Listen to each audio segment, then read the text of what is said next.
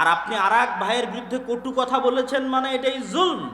আপনি আর একজনের সম্পদ অন্যায়ভাবে নিয়েছেন মানে এটাই জুলম। আপনি আর একজনের গায়ে হাত উঠিয়েছেন মানে এটাই জুলম। এটা আল্লাহ সুবহানাহু ওয়া তাআলা বরদাস্ত করবেন না।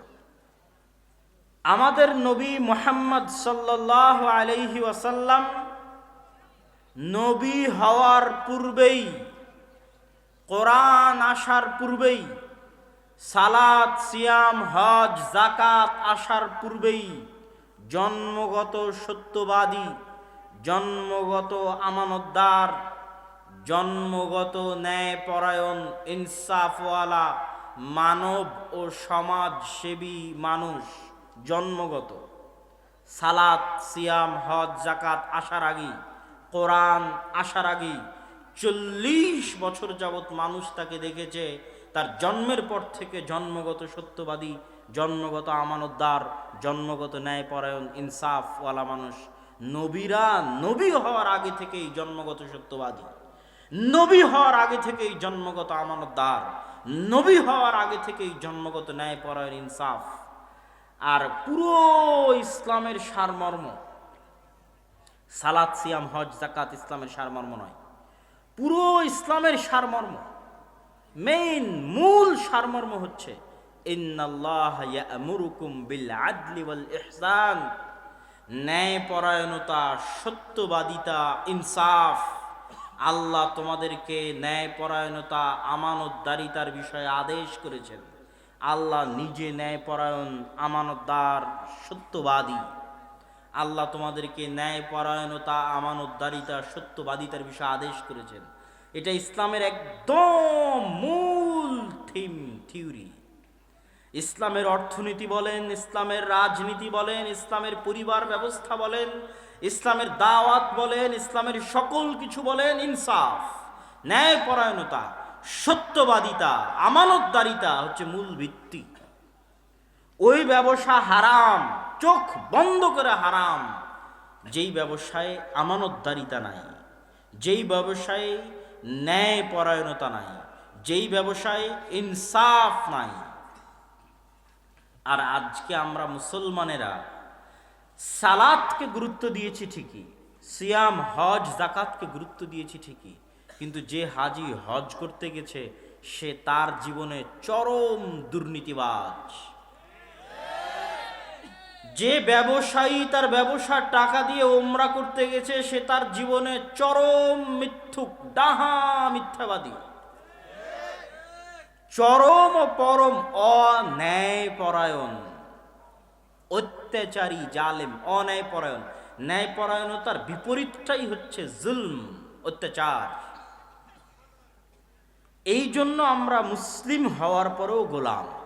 আমাদের পূর্বের কথায় ফিরে যাই যে এক মুসলিম আর এক মুসলিমের সম্মান এবং মর্যাদা এত বেশি যে তারা পরস্পরের উপর হারাম ধন সম্পদ, মান সম্মান, টাকা পয়সা। কেমন হারাম? সালাত সিয়াম হজ যাকাত যদি মানুষের ছুটে যায় আল্লাহ ক্ষমা করে দিবে, কিন্তু মানুষের সাথে হওয়া গুনাহ, এই অন্যায়পরায়ণতা, এই দুর্নীতি, এই মানুষের উপর জুলুম, এটা আল্লাহ সুবহানাহু ওয়া তাআলা ক্ষমা করবেন না। কেননা এটা ইসলামের মূল ভিত্তির বিরোধী। ইসলামী মিথ্যা যদি আল্লাহ ন্যায়পরায়ণ না হন, ইসলাম মিথ্যা যদি আল্লাহ সত্যবাদী না হন, ইসলাম মিথ্যা যদি মুহাম্মদ সাল্লাল্লাহু আলাইহি ওয়াসাল্লাম আমানতদার না হন, যদি মুহাম্মদ সাল্লাল্লাহু আলাইহি ওয়াসাল্লাম ন্যায়পরায়ণ না হন, ইসলামের এই ভিত্তিটাই টিকে আছে আল্লাহ সুবহানাহু ওয়া তাআলা ন্যায়পরায়ণ। সারা দুনিয়ার জজ কোর্ট, নিম্ন কোর্ট, উচ্চ আদালত, হাইকোর্ট, সুপ্রিম কোর্ট, জাতিসংঘ, কোথাও যদি একজন মানুষ বিচার না পায় আর ওই মানুষের ন্যায় বিচার যদি আল্লাহ কিয়ামতের মাঠে করে না দিতে পারে, তাহলে আল্লাহ সুবহানাহু ওয়া তাআলা নিজে মিথ্যে, তার দিন মিথ্যে, তার নবী মিথ্যে। এই জন্য ইসলাম টিকে আছে ন্যায়পরায়ণতার উপর। আল্লাহ তার ন্যায় বিচার কিয়ামতের মাঠে করে দিবেন, এটা আল্লাহর ওয়াদা। এই জন্যই তিনি আল্লাহ, এই জন্যই তিনি রব্বুল আলামিন। এই জন্য মানুষের সাথে হওয়া গুনাহ তিনি ক্ষমা করবেন না। কেন? তিনি জুলুম করতে পারবেন না। সালাত সিয়াম হজ যাকাত দিয়ে মানুষ এই গুনাহ আল্লাহর কাছে ক্ষমা করিয়ে নিতে পারবে না। কেন? এটা ইসলামের সবচেয়ে বড় মূলনীতির বিরোধী। সেটা যে আল্লাহ নিজে ন্যায়পরায়ণ, ইসলাম ন্যায়পরায়ণতা চায়। আর আপনি আর এক ভাইয়ের বিরুদ্ধে কটু কথা বলেছেন মানে এটাই জুলম। আপনি আর একজনের সম্পদ অন্যায়ভাবে নিয়েছেন মানে এটাই জুলম। আপনি আর একজনের গায়ে হাত উঠিয়েছেন মানে এটাই জুলম। এটা আল্লাহ সুবহানাহু ওয়া তাআলা বরদাস্ত করবেন না। সম্মানিত উপস্থিতি, রাসূল সাল্লাল্লাহু আলাইহি ওয়াসাল্লাম মুসলিম ভ্রাতৃত্ব, এক মুসলিমের সাথে আর এক মুসলিমের সম্পর্কের কথা বলতে গিয়ে তিনি আরো বলেন, মান সাতারা মুসলিমান সাতারাহুল্লাহু ইয়াওমাল কিয়ামাহ, মান নাফাসা কুরবাতান মিন কুরাবিদ দুনিয়া নাফাসাহুল্লাহ কুরবাতাম মিন কুরাবিল আখিরাহ। যে ব্যক্তি আল্লাহর কোনো বান্দা, দুনিয়ার কোনো মুমিন মুসলিমের ওপর থেকে একটি বিপদ, একটি কষ্টদায়ক বস্তুকে দূর করে দিবে, সহযোগিতা করে দূর করে দিবে, কিয়ামতের মাঠে আল্লাহ তার কিয়ামতের কোনো বিপদ আপদ, দুঃখ কষ্টকে দূর করে দিবেন। মা কানাল আব্দু ফি আউনি আখিহ, মানুষ যতক্ষণ কোনো বান্দার সহযোগিতায় থাকবে, আল্লাহ ততক্ষণ ওই বান্দার সহযোগিতায় থাকবে। কোন মুমিন, কোন মুসলিম যদি তার অপর মুমিন মুসলিম ভাইয়ের দোষ ত্রুটি গোপন রাখে, আল্লাহ কিয়ামতের মাঠে তার দোষ ত্রুটি গোপন রেখে দিবেন। কোন মুমিন, কোন মুসলিম যদি তার অপর মুমিন এবং মুসলিম ভাইয়ের জন্য দোয়া করে, তার আড়ালে, তার অগোচরে, তাহলে ফেরেশতারাও অনুরূপী যেন তার জন্য হয়, এই মর্মে আল্লাহর দরবারে দোয়া করবে। কোন মুমিন, কোন মুসলিম যদি তার অপর অসুস্থ ভাইকে দেখতে যায়, ফেরত না আসা পর্যন্ত ফেরেশতারা আল্লাহর দরবারে তার জন্য দোয়া করতে থাকবে, তার ক্ষমা প্রার্থনার জন্য দোয়া করতে থাকবে। রাসূল সাল্লাল্লাহু আলাইহি ওয়াসাল্লাম বলেন, এক মুসলিমের উপর আর এক মুসলিমের হক আছে, হক, অধিকার। সেই অধিকারগুলোর মধ্যে অন্যতম অধিকার হচ্ছে সালাম আদান প্রদান করা। তোমরা ততক্ষণ পর্যন্ত জান্নাতে প্রবেশ করতে পারবে না হাত্তা তুমিনু, যতক্ষণ না তোমরা ঈমান আনয়ন করো। আর তোমরা ততক্ষণ পর্যন্ত ঈমান আনয়ন করতে পারবে না হাত্তা তাহাব্বু, যতক্ষণ না তোমরা পরস্পরকে ভালোবাসো। আওয়ালা আদুল্লুকুম, আমি কি তোমাদেরকে এমন একটি বিষয় বলে দিব না যেটা করলে তোমাদের পরস্পরের মধ্যে ভালোবাসা বাড়বে। আফশুস সালাম বাইরাকুম, তোমরা পরস্পরের মধ্যে সালামের প্রচলন করো, তোমাদের মধ্যে মোহাব্বত বাড়বে, ভালোবাসা বাড়বে। এই ভালোবাসা তোমাদেরকে জান্নাতে নিয়ে যাবে। লা ইউমিনু আহাদুকুম হাত্তা ইউহিব্বা লিআখিহি মা ইউহিব্বু লিনাফসিহি, ততক্ষণ পর্যন্ত কোনো মুমিন হতে পারবে না যতক্ষণ না সে তার ভাইয়ের জন্য ওইটাই পছন্দ করে যেটা তার নিজের জন্য পছন্দ করে। আল মুসলিমু মান সালিমাল মুসলিম মিন লিসানিহি ওয়া ইয়াদিহি, ওই ব্যক্তি ততক্ষণ পর্যন্ত মুসলমান নিজেকে দাবি করতে পারবে না যতক্ষণ না তার হাত থেকে, তার জিহ্বা থেকে তার অপর মুসলিম ভাই নিরাপদে না থাকে।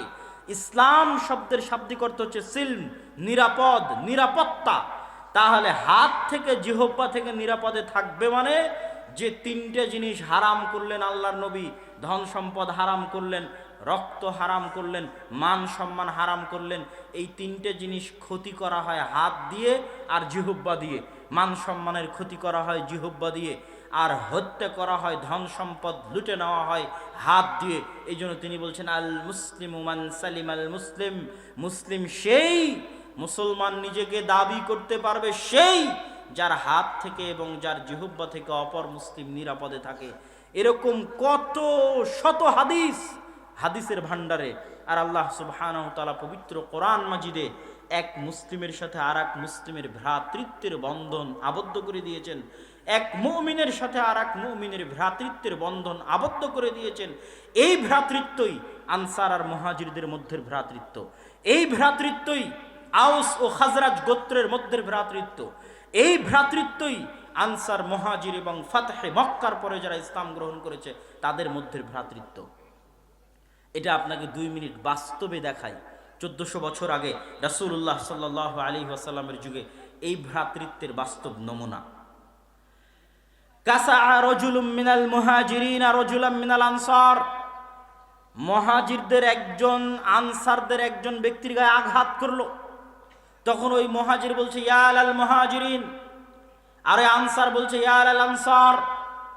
মুহাজিরদের একজন আনসারকে আঘাত করলে আনসার চিৎকার করে বলে উঠলে আনসারীরা তোমরা কোথায়?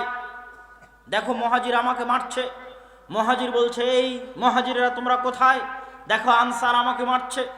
রাসূল সাল্লাল্লাহু আলাইহি ওয়াসাল্লামের কানে কথা গেলে তিনি বললেন মা বালু দাওয়াল জাহিলিয়া দাউহা ফাইন্নাহা মুনতিনা। এটা তো জাহিলিয়াতের ডাক। জাহিলিয়াতের যুগে মানুষ মানুষকে ডাকতো নিজের গোত্রের উপর ভিত্তি করে। এই কুরাইশরা তোমরা কোথায়? দেখো আউসরা আমাদের উপর আক্রমণ করছে। এই খাজরাজিরা তোমরা কোথায়? দেখো আউস গোত্রের মানুষ আমাদের উপর আক্রমণ করছে। এটা তো মা বালু দাওয়াল জাহিলিয়া, যেই জাহিলিয়াতকে পায়ের নিচে মিশিয়ে দেওয়ার জন্য, মিটিয়ে দেওয়ার জন্য আমি মুহাম্মদ সাল্লাল্লাহু আলাইহি ওয়াসাল্লাম আমার আগমন ঘটেছে, সেই জাহিলিয়াতের ডাক দেখি আমার সাহাবীর মধ্যে। আমি যেই ভ্রাতৃত্বের বন্ধনে তাদেরকে আবদ্ধ করে দিলাম সেটা তো কালিমাতু লা ইলাহা ইল্লাল্লাহ, যেটা এতক্ষণ হাদিস আর কোরআন দিয়ে আপনাদের সামনে সংক্ষিপ্ত করে হলেও তুলে ধরলাম যে কি ভ্রাতৃত্বের বন্ধনে আল্লাহর নবী আবদ্ধ করেছিলেন। তো তার মানে ওই যুগে সমস্যা হয়নি, হয়েছে। সেই সমস্যার একটা উদাহরণ দেখেন। তখন আল্লাহর নবী বলছেন মা বালু দাওয়াল জাহিলিয়া, আরে এটা তো জাহিলি যুগের আহ্বান। মা বালু দাওয়াল জাহিলিয়া দাউহা ফাইন্নাহা মুনতিনা, এই জাহিলিয়াতের ডাককে তোমরা পরিত্যাগ করো, এটা নিকৃষ্ট, ঘৃণিত, দুর্গন্ধযুক্ত। শুধু তাই নয়, আরেকটি ঘটনা আপনাদেরকে শোনাই। মক্কা বিজয়ের পর বৃহৎ যে যুদ্ধে রাসূল সাল্লাল্লাহু আলাইহি ওয়াসাল্লাম অংশগ্রহণ করেন, সেই যুদ্ধের নাম হচ্ছে হুনাইনের যুদ্ধ। হুনাইনের যুদ্ধে মুসলমানেরা ব্যাপক গনিমতের মাল অর্জন করে। আমাদের নবী মুহাম্মদ সাল্লাল্লাহু আলাইহি ওয়াসাল্লাম সেই গনিমতের মালের বেশিরভাগ, 100 ভাগের 90 ভাগ মক্কার কুরাইশ যারা নতুন ইসলাম গ্রহণ করলো মক্কা বিজয়ের পর, যারা এতদিন ইসলামের শত্রু ছিল। একটা উদাহরণ নেন, আবু সুফিয়ান ইবনে হারব। আবু সুফিয়ান ইবনে হারব উহুদের যুদ্ধে আল্লাহর নবীর বিরুদ্ধে নেতা, খন্দকের যুদ্ধে আল্লাহর নবীর বিরুদ্ধে নেতা, যিনি প্ল্যান পরিকল্পনা করতেন 24 ঘন্টা কেমন আল্লাহর নবীকে হত্যা করবেন। তিনি ইসলাম গ্রহণ করলেন কবে? যেই দিন আল্লাহর নবী মক্কা বিজয় করছেন সেই দিন। আর মক্কা বিজয়ের পর প্রথম যুদ্ধ যেটা হলো হুনাইনের যুদ্ধে, ওই যুদ্ধে হাদিসের ভাষা অনুযায়ী আতান নবী সাল্লাল্লাহু আলাইহি ওয়াসাল্লাম সুফিয়ান ইবনে হারব মিআতাম মিনাল ইবিল, আল্লাহর নবী হুনাইনের যুদ্ধের গনিমত থেকে 100টা উট। 100 উট মানে কি? কয়েক কোটি টাকা বলতে পারেন। ওই যুগের 100 উট যদি আজকের যুগে আমরা বন্টন করি তাহলে 100 কোটি টাকা হতে পারে। 50 কোটির নিচে হবে না, উপরে হবে।